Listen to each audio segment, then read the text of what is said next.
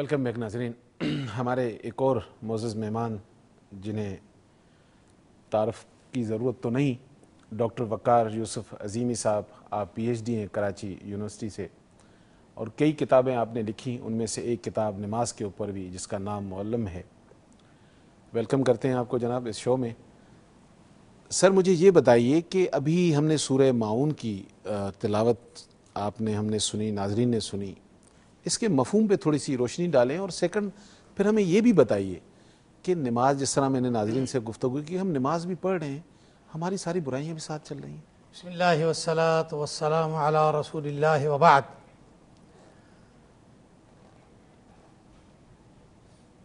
کسی بھی کام کے کرنے کے نتیجے میں اگر وہ نتائج سامنے نہ آئیں جس کی امید کی جاتی ہے تو لامحالہ انسان پہلے یہ دیکھتا اور سوچتا ہے کہ کہیں میں یہ کام غلط تو نہیں کر رہا. ٹھیک ہے. مثال کے طور پہ اگر آپ کسی ڈاکٹر کے بتائے ہوئے نسخے کے مطابق دوا کھا رہے ہیں اور شفا نصیب نہیں ہو رہی، تو یا تو آپ ڈاکٹر کے اس ڈائیگنوز کو مطمئن نہیں ہوں گے یا اس دوا کے افادیت پر شک کریں گے. ٹھیک ہے.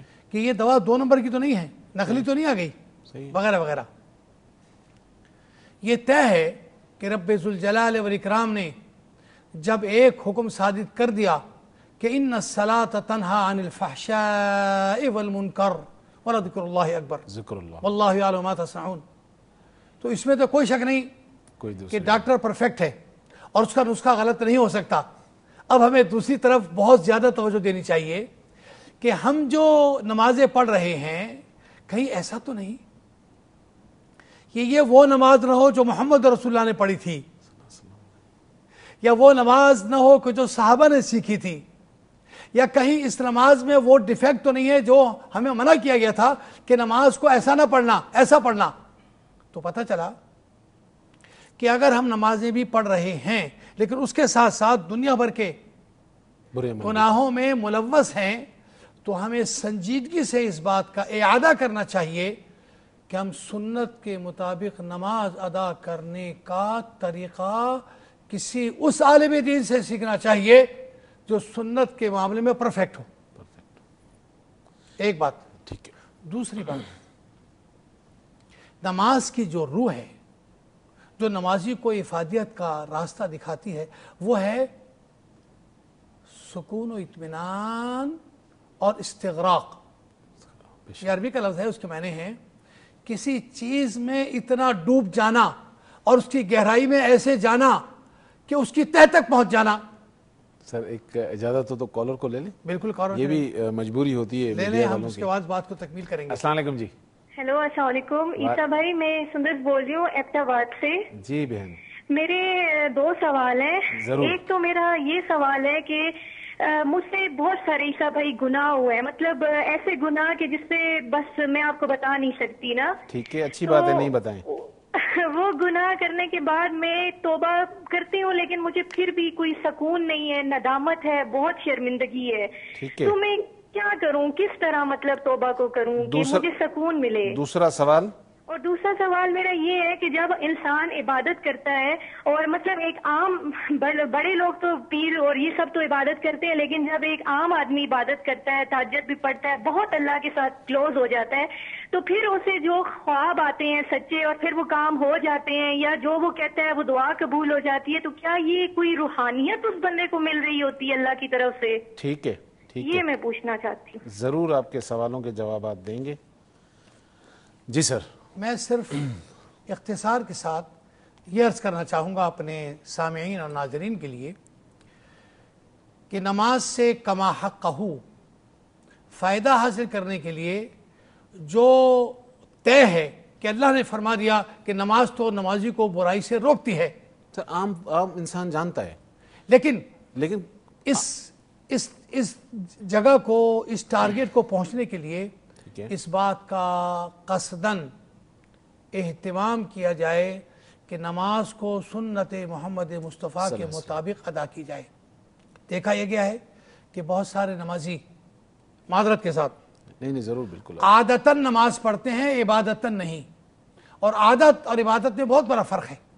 لہذا ہمیں عبادتاً نماز پڑھنے کے لیے نماز مصطفیٰ صلی اللہ علیہ وسلم کو سیکھنا ہوگا, سمجھنا ہوگا اور ویسے ہی پڑھنا ہوگا. تو آپ دیکھیے کہ نماز کے نتائج ہمارے سامنے آئیں گے. سر ایک انسان خشوع کے ساتھ پڑھ رہا ہے, ایک انسان جو بظاہر اس کا طریقہ ہے وہ بھی اللہ کے رسول نبی کریم صلی اللہ علیہ وسلم کی طریقے پہ پڑھ رہا ہوتا ہے. ہم جب پڑھتے ہیں تو ہم نے دیکھا کہ صحابہ جب پڑھ رہے ہیں نماز تو ان کی داڑھیاں تر ہو رہی ہیں, یعنی کہ رو رہے ہیں. تو کیا انڈرسٹینڈنگ تھی جو پڑھا جاتا تھا؟ اب دیکھیں نا, ہم جب دیکھتے ہیں نماز کے اندر ڈاکٹر صاحب کہ ایک پیش امام کھڑے ہو کر وہ کہہ رہا ہے کل واللہ احد اللہ, اب پیچھے 500 نمازی کھڑے ہوئے ہیں, ان میں سے ایک بھی آدمی نہیں ہے جو کہتا ہو کہ اللہ دو ہیں. پھر وہ صبح شام ہمیں کیوں بتانا چاہ رہا ہے؟ تو ہم نے غور کیا کہ دنیا میں صرف مسلمان نہیں رہتے ہیں, کیونکہ مسلمان کے اوپر دعوت ہے نان مسلم کے لیے, تو وہ ہمیں حکم یہ دے رہا ہے کہ بھائی ان سے کہو کہ اللہ ایک ہے. اور سورہ آل عمران کے حساب سے ہمارے اوپر دین نبوی کی جو سنت ہے سب سے پہلی مسلمان پر وہ دعوت ہے. تو کہیں ایسا تو نہیں سر؟ میں کالر کو لے لیتا ہوں پھر میں آپ سے. السلام علیکم. جی السلام علیکم. وعلیکم السلام. ڈاکٹر صاحب میں کاشف بات کر رہا ہوں. جی کاشف بھائی, کہاں سے بات کریں؟ میں ادھر ناظم آباد سے بات کر رہا ہوں. جی کیا کہنا چاہیں گے کاشف صاحب؟ میں اپنا آیت پیش کرنا چاہوں گا. ضرور. بسم اللہ الرحمن الرحیم. رب اشرح لی صدری ویسر لی امری واحلل عقدۃ من لسانی یفقهوا قولی رب زدنی علما. سپریم کورٹ پہ ایک آیت لکھی ہوئی ہے, اپنا کیا بولتے ہیں, سورہ مائدہ کی 45. ٹھیک ہے. وَمَن لَّمْ يَحْكُم بِمَا أَنزَلَ اللَّهُ فَأُولَٰئِكَ هُمُ الْكَافِرُونَ. ٹھیک ہے. ایک لیے اپنا وَمَن لَّمْ يَحْكُم بِمَا أَنزَلَ اللَّهُ فَأُولَٰئِكَ هُمُ الظَّالِمُونَ. وَمَن لَّمْ يَحْكُم بِمَا أَنزَلَ اللَّهُ فَأُولَٰئِكَ هُمُ الْفَاسِقُونَ. ٹھیک ہے. 45 اپنا کیا بولتے ہیں 44 45 47 ہے. ٹھیک ہے. تو اللہ کے نازل کردہ قوانین کے مطابق جو حکم نہیں دیتے وہی لوگ کافر ہیں. ٹھیک ہے. اللہ کے نازل کردہ قوانین کے مطابق جو حکم نہیں دیتے وہی لوگ ظالم ہیں. اللہ کے قوانین کے مطابق اپنا کیا بولتے ہیں حکم نہیں دیتے وہی لوگ. کاشف اگر کائنڈلی تھوڑا سا سوال کر لیں نا آپ, کیونکہ تبلیغ کرنے کے لیے ہم نے بلایا ہوا ہے علماء دین کو. سوال اگر شارٹ کر کے کر لیں کوئی سوال. میں سوال کر دیتا ہوں. چلے سوال کر دیتا ہوں. جی جی پلیز. یہ جو اپنا قرآن کریم میں سبے کے اپنا کیا بول سبے کے جو معنی ہیں جو ہمیں بتائے گئے ہیں, ٹھیک ہے, تسبیح کے, تو اس کے معنی آپ بتا سکتے ہیں؟ سبے کے جو معنی اپنا کیا بولتے ہیں تیرنے کے ہوتے ہیں پوری طریقے سے. تسبیح نا؟ جی ٹھیک ہے, ضرور. پوری طریقے سے تیرنے کے, جیسے کہ پرندہ پھڑاتا ہے. جزاک اللہ. میں انشاءاللہ سوالوں کے جواب آپ کے دلواتا ہوں. جی سر. مختصر بات یہ ہے جی کہ ہمیں اپنی نمازوں کو مفید بنانے کے لیے ابتدا سے ٹھیک ہے اہمیت دینی چاہیے. اور اس اہمیت میں سب سے اہم بات یہ ہے کہ نماز پڑھنے سے پہلے وضو کی تکمیل. اگر وضو ناقص ہے, اگر وضو مکمل نہیں ہے, اگر وضو میں اعضاء سوکھے رہ گئے ہیں, اگر وضو کا صحیح طریقہ مسنون آپ نے نہیں اپنایا تو بلا شبہ وہ نماز کی کاملیت پر اور نماز کے نتائج کی افادیت پر اثر انداز ہوگا. جزاک اللہ. ڈاکٹر صاحب میں ابھی بھی ایک نقطے کو جو ناظرین کی طرف چاہتا ہوں کہ وہ اسپرٹ, وہ جو اس کی روح ہے, ابھی ہم نہیں پہنچے اس بات پر. بات یہ ہے کہ طریقہ طور جتنے بھی ہیں اس پر چھوٹے موٹے اختلافات ہیں, اور ہمارے لوگ جو نہیں جانتے روح کو وہ بھی بڑے ماشاءاللہ نماز کو پڑھتے ہیں, بڑے خشوع کے ساتھ پڑھتے ہیں. لیکن بات یہ ہے کہ وہ جو نماز برائی دور کرتی ہے, کہاں گڑبڑ کر رہے ہیں ہم, کہاں خرابی ہے ہمارے اندر, تاکہ ہم اس کی کریکشن کر سکیں. کم سے کم میرے جیسے آدمی نے 30 سال میں جا کر پتہ چلا کہ نماز تو اصل میں کچھ اور بھی ہے. اب جو ہمارے معصوم بچے آج نماز پڑھ رہے ہیں 7 سال سے, ہو سکتا ہے ان کو 30 سال میں پتہ چلے. یا ابھی جو لوگ, کیونکہ میں نے تو دیکھا ہے کہ جب بھی اللہ سبحانہ و تعالیٰ کوئی بات کرواتا ہے اس میں سے کوئی نہ کوئی ہمارے لیے نعمت ہوتی ہے کہ ہم جو عمل کر رہے ہوتے ہیں یہ اور مزید بہتر ہو جائے. میرا جو ایکچول سوال ہے وہ ابھی بھی یہی ہے کہ یہ برائیاں دور کیوں نہیں ہوتی؟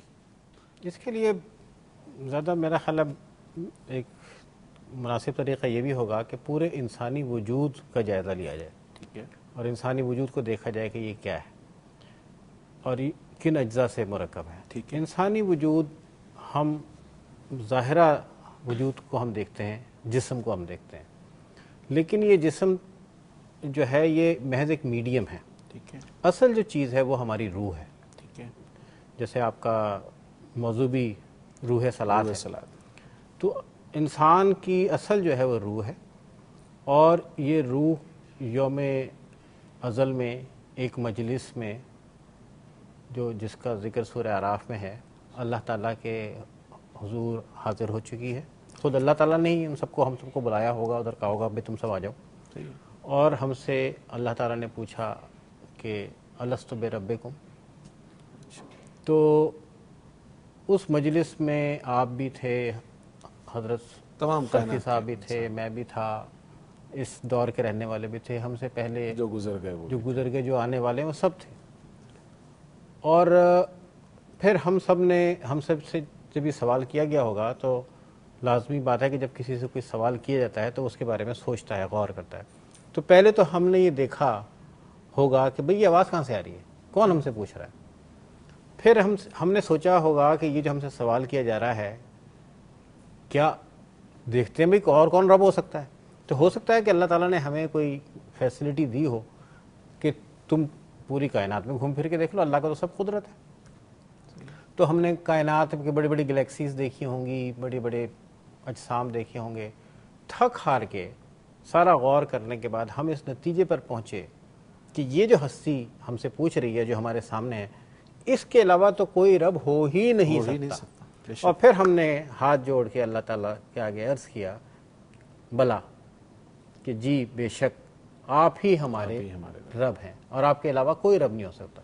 اور اس کا ایک ریپلیکا بھی اگر آپ کہہ لیں تو اس دنیا میں بھی ہمیں نظر آتا ہے، جب حضرت ابراہیم علیہ السلام بھی اسی ایک کیفیت سے گزرے، اور انہوں نے سورج دیکھا، انہوں نے ستارہ دیکھا، آخر کار انہوں نے فرمایا کہ نہیں، اللہ میرا رب ہے اور میں مشرکوں میں سے نہیں ہوں.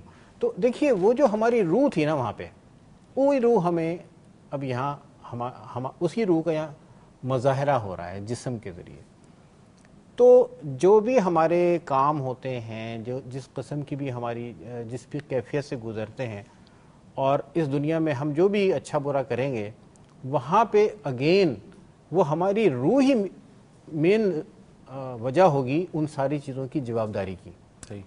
تو ایک چیز کا ظاہر ہوتا ہے اور ایک چیز کا باطن ہوتا ہے. ظاہر اور باطن پر اگر ہم دوبارہ یہیں سے آغاز کریں، کالر کو اگر آپ اجازت دیں. السلام علیکم. جی السلام علیکم. اپنی سبھی بولو. جی بات کر رہا ہوں بھائی. جی ڈاکٹر احمد بول رہا ہوں. ڈاکٹر ذیشان احمد. جی میرا سوال یہ ہے کہ یہ ابھی وضو کے بارے میں بات کر رہے تھے. جی تو آج کل وضو یہ کھڑے ہو کے جو کرتے ہیں بیسن پہ، ٹھیک ہے، تو یہ صحیح بیسن پہ کھڑے ہو کے جو وضو کرتے ہیں، ٹھیک ہے، یہ صحیح طریقہ ہے یا اس میں اس لیے آپ کہہ رہے ہیں کہ نماز کی جو تاثیر ہے وہ کم ہو گئی ہے؟ ٹھیک ہے، بات کرتے ہیں. جی اور کچھ ڈاکٹر صاحب؟ جی جزاک اللہ. بالکل سوالوں کے جواب دیتے ہیں انشاءاللہ سر. تو ایک چیز، ہر چیز کا ایک ظاہر ہوتا ہے اور ایک باطن ہوتا ہے، اور اصل میں ظاہر جو ہوتا ہے وہ باطن سے گورن ہوتا ہے. ٹھیک ہے، جس کے بارے میں ایک بڑی یونیک سی دنیا میں یہ بات ہے جو نبی کریم علیہ الصلوۃ والسلام کا ارشاد. ویسے تو ہر ارشاد ہی بڑا منفرد ہے، لیکن یہ بہت ہی اس میں ڈیپتھ ہے اور بہت سوچنے کا، سمجھنے کا بہت ہی راہیں کھلتی ہیں. انما الاعمال بالنیات. صحیح ہے. اور دیکھیں نیت تو ایک باطنی چیز ہے، نظر نہیں آتی. آپ کے ساری چیزوں کا دار و مدار نیت پر، یعنی آپ کی ساری چیزوں کا دار و مدار آپ کے باطن پر ہے. ٹھیک ہے. اب نماز ہو، روزہ ہو، زکوٰۃ ہو، حج ہو، یا دیگر تمام اچھے کام ہوں، آپ کس نیت سے کر رہے ہیں. ٹھیک ہے. اس کے جیسے حضرت نے فرمایا کہ چیزوں کو آپ اس کے نتیجے سے دیکھتے ہیں. ٹھیک ہے. کہ آپ اچھی سے اچھی دوا دے رہے ہیں، اگر اس کو شفا نہیں ہوئی تو آپ فوراً فکر کرتے ہیں بھائی ڈاکٹر بدلنا ہے، دوا بدلنی ہے، یا مریض کا کوئی طریقہ کار ٹھیک نہیں ہے، اس کو ٹھیک کرنا ہے. صحیح ہے. تو چیز ہمارے جتنے بھی اعمال ہیں، جتنے بھی کام ہیں، وہ ہماری نیت سے لنک ہے. ٹھیک ہے. اس کے لیے ہمیں نیک نیتی کی ضرورت ہے، اخلاص کی ضرورت. میرا ایک سوال اور یہاں سے ابھرتا ہے. صحیح بخاری کتاب الصلاح، نبی کریم صلی اللہ علیہ وآلہ وسلم کا فرمان ہے کہ جب انسان نماز میں ہوتا ہے تو اللہ سے گفتگو کرتا ہے. ظاہری بات ہے نماز میں اللہ تعالیٰ سے گفتگو کا مقصد ہے کہ قرآن پڑھتا ہے. صحیح. اب جب وہ قرآن پڑھتا ہے تو کہتا ہے اہدنا الصراط المستقیم، سورہ فاتحہ سے تو نماز شروع ہوتی ہے. اب جب وہ کہتا ہے اہدنا الصراط المستقیم، مجھے سیدھے راستے کی ہدایت کر، تو اس کا مقصد یہ ہے کہ اللہ سبحانہ و تعالیٰ سے جب وہ عرض کرتا ہے تو اس کو جواب بھی آتا ہے. تراویح میں پورا قرآن پڑھا جاتا ہے. وہ سورہ بقرہ کی 153 نمبر میں اللہ تعالیٰ کہتے ہیں کہ ایمان والو تمہیں میری مدد چاہیے، کیونکہ مدد تو مانگ رہا تھا میں، ایاک نعبد و ایاک نستعین کی صورت میں بھی تو اللہ کہہ رہا ہے ایمان والو میری مدد چاہیے تو صبر اور صلات کے ساتھ آؤ. سورہ عنکبوت میں ہم نے پڑھا، ابھی آیت ہم نے کل اس کی تلاوت کی تھی کہ برائیاں، مدعا اپنی جگہ پہ یہ ہے کہ لوگ خشوع کے ساتھ بھی پڑھتے ہیں، طریقہ بھی وہ پورا اپناتے ہیں، اس کے باوجود بھی تاجر ہے ملاوٹ کر رہا ہے، نمازی ہے اس کالج میں پڑھاتا ہے وہ اس کا حق ادا نہیں کرتا، ایک آفیسر ہے وہ رشوت لے رہا ہے اس کے بعد نماز پڑھ رہا ہے. تو جب نمازیں برائیاں دور کرتی ہیں، ابھی بھی سوال میرا اسی جگہ پر ہے کہ یہ برائیاں، ایک کالر کو میں لوں گا پھر آپ سے آگا. السلام علیکم جی. السلام. جی جناب. محمد منیر بات کروں سر. جی منیر بھائی کہاں سے بات کریں گے؟ میں کراچی سے. جی منیر بھائی کیا کہنا چاہیں گے؟ میں سلوی صاحب سے سوال کرنا تھا. جی بالکل کیجیے. میرا سوال یہ تھا سر، مسئلہ یہ ہے کہ ہم سب فرقہ واریت ختم کرنے کی بات کرتے ہیں، ٹھیک ہے، ہر چینل پہ بات ہو رہی ہوتی ہے، ٹھیک ہے، ٹھیک ہے. پھر رمضان کے اندر ہم خود ہی اس کو کہتے ہیں جی فقہ حنفیہ کے مطابق اور فقہ جعفریہ کے مطابق، ٹھیک ہے. تو سر یہ پھر فرقہ واریت کیسے ختم ہوگی؟ کوئی روزہ اپنا کس ٹائم پہ کھول رہا ہے، کوئی کس ٹائم پہ کھول رہا ہے، سوال نبی کی سنت پہ عمل کوئی نہیں کر رہا. سوال تو بہت بڑا کر دیا آپ نے سر. میں اس کا جواب چاہتا ہوں، بہت بے چینی ہے. بالکل جواب دلواتے ہیں. ٹھیک ہے سر. جی بالکل، پروگرام دیکھتے رہیے سر. جی دیکھیں میں آپ کو دیکھیے ظاہر ہے ہماری عبادت جو ہے وہ ظاہر ہے، اس کا باطن نہیں جڑا ہوا. روزہ کا آپ نے ذکر کیا، صبح سحری سے لے کر افطار تک میں اگر کھانے سے رکتا ہوں، نبی کریم صلی اللہ علیہ وآلہ وسلم کا فرمان کتاب الصلاح صحیح بخاری میں کہ اگر انسان جھوٹ سے، غیبت سے نہیں رکتا تو اللہ کے نزدیک بھوک ہے. تو پتہ چلا کہ عمل ساتھ چل رہا ہے نا. من لم يدع قول الزور والعمل به فليس لله حاجة في ان يدع طعامه وشرابه. شکر. تو اب یہ میں صرف جو ہم طالب علم جتنے دیکھ رہے ہیں وہ یہ جاننا چاہتے ہیں کہ ہم ایسا کیا کریں کہ ہمیں اس کی روح مل جائے کہ ہم نمازی بھی ہوں. دیکھیں نا سورہ نساء کی 142 نمبر آیت میں اللہ تعالیٰ یہاں تک کہہ رہے ہیں کہ منافقین ہیں، نماز پڑھتے ہیں، ذکر قلیل ہے ان کے پاس. اور وہاں ہم جب پڑھتے ہیں سورہ عنکبوت کی 45 تو وہاں اللہ تعالیٰ کہتے ہیں ذکر اللہ اکبر، یعنی کہ جو ذکر پڑھا جا رہا ہے وہ بہت بڑا ہے. تو نصیحت ایسا تو نہیں کہ ہم وہ کنسیو نہیں کر رہے ہیں، یا وہ میسج جو ہمیں نماز میں مل رہا ہے وہ ہم پریکٹیکل میسج لے ہی نہیں رہے. جیسے کہ حضرت نے فرمایا ہم عادتاً نماز پڑھتے ہیں، عبادتاً نہیں پڑھتے. اور اس میں فرق یہ ہے کہ عادت بغیر سوچے سمجھے کی ہو جاتی ہے، عادت روٹین وائز، لیکن عبادت میں سوچ سمجھ، انوالومنٹ، غور فکر، حضور قلب، حضور دماغ، اور اس بات کا احساس کہ میں رب کے سامنے کھڑا ہوں، وہ میری ان حرکتوں کو جانتا ہے جو میں چھپا کر رہا ہوں. اگر مجھ سے سوال کر لیا گیا اے مانگنے والے تو یہ کر آ رہا ہے، اس کا تو پہلے جواب دے، تو میرا جواب کیا ہوگا؟ وہاں وہ شرمندگی کا احساس لے کر اپنی برائیوں کو چھوڑنے کے لیے کوشش کرے گا اور اپنے اندر وہ احساس پیدا کرے گا کہ میں نے نماز کے لیے رب کے سامنے جانا ہے اور رب تو میرا ظاہر اور باطن سارا جانتا ہے. اگر میں اس سے چھپانے کی کوشش کروں تب بھی لا یخفی علیہ خافیہ یعلم ما فی الصدور، تو اس سے تو کوشش پوشیدہ ہی نہیں ہے. لہٰذا مجھے ان چیزوں کو ترقی کر دینا چاہیے، وگرنہ میں نماز میں اللہ کے سامنے جھوٹا ہو جاؤں گا. تو بات کیا ہوئی کہ جو نماز اس نظریے، اس سوچ، اس فکر، اس نیت کے ساتھ پڑھے گا کہ مجھے اللہ کے سامنے حاضری دینی ہے اور اللہ میرا ظاہر و باطن دیکھ رہا ہے، اگر میں دوغلی پالیسی چلوں گا تو بات وہاں بنے گی نہیں، اس لیے کہ اللہ سب کچھ جانتا ہے. لہٰذا مجھے ان چیزوں کو ترک کر دینا چاہیے. سر یہ بھی ہو سکتا ہے کہ ہم لوگوں کو اگر آسان کرنے کے لیے ایک کالر کو لے لیں اگر آپ اجازت دیں تو. بالکل لے لیں. السلام علیکم جی. ہلو السلام علیکم. وعلیکم السلام. سر کیا حال ہے آپ کے؟ الحمدللہ اللہ کا احسان. سر مجھے ایک سوال پوچھنا تھا آپ سے. جی ضرور پوچھیے. کہ اگر ہم جمعے کی جو نماز ہوتی ہے اگر 4 جمعہ ہم نماز چھوڑ دیں تو ہم کیا اسلام سے خارج ہو جائیں گے؟ 4 جمعہ اگر نماز چھوڑ دیں تو اسلام سے خارج ہو جائیں گے؟ جی جی جی جی، ویسے میں نے بھی بچپن میں سنا تھا کہ 3 جمعے جو ہیں وہ اگر چھوٹ جائیں تو منافق کا پھر وہ کافر ہو جاتا ہے، منافق کا اور سوری ٹو سے طالب علم ہوں، تیسرا جمعہ ہم نے کبھی نہیں چھوڑا تھا۔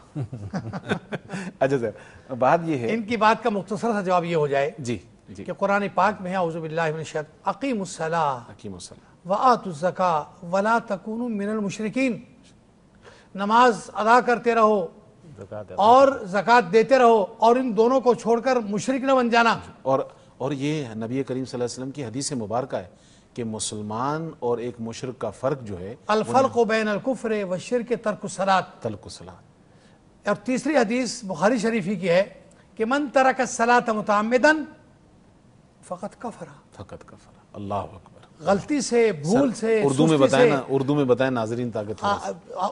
بھول سے، سستی سے، نیند سے، کام کی زیادتی سے، سفر سے نماز رہ جائے یا وقت سے بے وقت ہو جائے تو وہ الگ بات ہے، وہ گناہ معاف ہے، لیکن جان بوجھ کر جو نماز نہ پڑھے،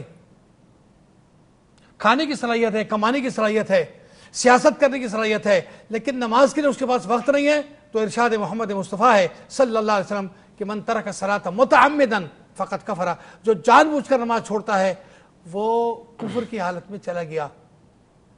اچھا سر، ابھی آپ کے حوالے سے ایک کالر ہیں۔ السلام علیکم جی۔ وعلیکم السلام جی جناب۔ جی، مجھے نماز کی مفسدات کے بارے میں معلوم کرنا ہے کہ نماز مفسدات کس طرح ہو جاتی ہے اور نماز ضائع کیوں ہو جاتی ہے؟ نماز ضائع کیوں ہو جاتی ہے؟ نماز کی مفسدات کیا ہے، مطلب کہ نماز کو کس طریقے سے مطلب پائے تکمیل تک پہنچایا جائے، اس کی روح حاصل کر لی جائے۔ ٹھیک ہے ٹھیک ہے سر، پہلا آپ سے سوال آیا، آپ کے نام سے آیا، تو اس لیے میں آغاز آپ سے کرتا ہوں کہ ہر علامہ، ہر اسکالر بیٹھ کر ٹی وی پہ کہتا ہے کہ فرقہ واریت صحیح نہیں ہے، جب سوال کرتے ہیں تو وہ اپنے فقہ سے بات شروع کر دیتے ہیں۔ نہیں، تو ہر انصاف پسند اور ہر عالم دین کو اللہ کے کلام یعنی قرآن کی بات کرنی چاہیے، نبی کے فرمان یعنی سنت کی بات کرنی چاہیے۔ دیکھیے، ہم سب سے پہلے مسلمان ہیں کچھ اور ہونے سے پہلے، یہ طے ہے، اور مسلمان ہوتا ہے اشہد ان لا الہ الا اللہ واشہد ان محمد رسول اللہ کا اقرار اور اعتراف اور یقین آنے پر، اور یہ دونوں اعتراف کرنے کے بعد پھر مسائل میں اپنے چلا جائے تو پھر وہ غلطی کرتا ہے، اس کو ایسا نہیں کرنا چاہیے۔ اور امام شافعی رحمۃ اللہ علیہ کا یہ فرمان ہے العلم ما قال اللہ وقال رسولہ وما سوا ذلک وسواس الشیاطین، علم تو اللہ کی کتاب ہے اور نبی کی سنت ہے، اور اس میں کیا چیز نہیں ہے جو ہماری زندگی کے متعلق معلومات نہ ہو، ہمیں سب سے پہلے قرآن سے رجوع کرنا چاہیے، سنت سے رجوع کرنا چاہیے، اور ہر عالم دین کو اللہ کے رسول کے فرمان کے مطابق العلماء ورثۃ الانبیاء، انبیاء تو علماء تو نبیوں کے وارث ہوتے ہیں، والانبیاء لم یورثوا درہما ولا دینارا انما ورثوا العلم، اور وہ علم کتاب اللہ و سنت رسول اللہ ہے۔ یعنی ناظرین، بڑا اچھا جناب، بڑی واضح بات ہے کہ قرآن اور سنت یہی سب سے پہلے پرائرٹی ہونی چاہیے۔ بیسیکلی ہوتا کیا ہے، جس پر مجھے 2 باتیں آپ سے کرنی تھی، لیکن کیونکہ بریک کے لیے کہا جا رہا ہے، ایک چھوٹا سا بریک لیتے ہیں، انشاءاللہ لوٹتے ہیں، پھر مزید گفتگو کو بڑھاتے ہیں۔